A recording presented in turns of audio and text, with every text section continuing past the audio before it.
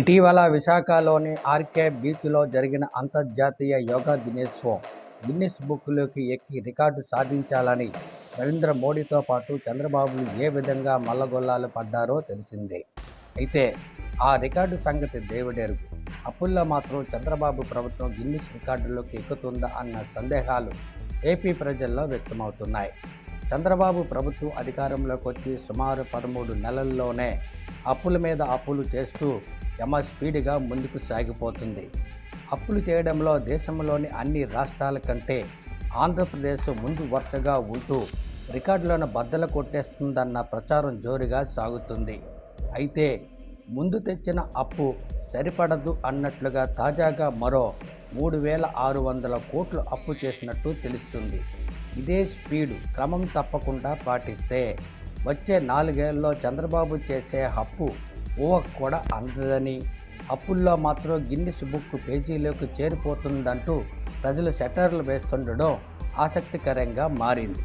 ఇదిలాగుంటే చంద్రబాబు ప్రభుత్వం అధికారంలోకి వచ్చిన కేవలం 13 నెలల్లోనే 1,86,112 కోట్లను అప్పు చేసిన ప్రభుత్వంగా చరిత్ర పుటల్లోకి ఎక్కి అప్పుల్లో కొత్త రికార్డు బద్దలు కొట్టేందుకు ఎంత దూరం కూడా లేదు. తక్కువ సమయంలో ఇంత అప్పులు పెరగడానికి ప్రధాన కారణం సెక్యూరిటీల వేలం ద్వారా అప్పుల సమీకరణ. కార్పొరేషన్లను అమరావతి పేరుతో 62,450 కోట్లు అప్పు చేసింది. బడ్జెట్ బయట వివిధ కార్పొరేషన్ల పేరుతో ప్రభుత్వ గ్యారెంటీతో అప్పులు చేస్తుంది. అప్పు చేసి తెస్తున్న సొమ్మును చంద్రబాబు ఏం చేస్తున్నారు? ఏమైనా సంక్షేమ పథకాలకు ఉపయోగిస్తున్నారా, లేదా వైద్య విద్య అభివృద్ధికి వినియోగిస్తున్నారా అన్న ప్రశ్నలు ఉత్పన్నమవుతున్నాయి. గతంలోని జగన్మోహన్ రెడ్డి హయాంలో 5 ఏళ్లలో కేవలం అన్నీ కలుపుకొని సుమారు 3.5 లక్షల కోట్లు అప్పు చేసినట్లు కేంద్ర ఆర్థిక శాఖ మంత్రి నిర్మలా సీతారామన్ పార్లమెంటు సాక్షిగా చేసిన వ్యాఖ్యలను టీడీపీలోని కొందరు దండుపాలెం బ్యాచ్ వక్రీకరించి ఒకడేమో 10 లక్షలు, ఇంకొకడు 15 లక్షలు అప్పు చేశారంటూ నోటుకొచ్చింది ప్రచారం చేశారు.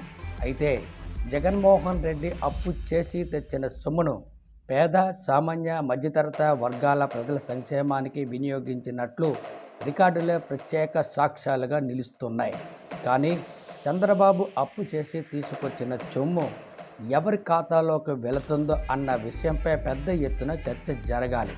ఈ చర్చ ప్రజల్లోకి వెళ్ళేలా ప్రతిపక్ష పార్టీలు, వైఎస్ఆర్సీపీ, సిపిఎం, సిపిఐ, మేధావులు, రాజకీయ విశ్లేషకులు తమ పాత్ర పోషించాలని ప్రజలు కోరుతున్నారు. అప్పుడైనా చంద్రబాబు అప్పులు చేయడం మానేస్తారేమో చూడాలి. ఏది ఏమైనా చంద్రబాబు చేస్తున్న అప్పులు ప్రజలకు భారంగా మారుతుందనడంలో ఎలాంటి సందేహం లేదు.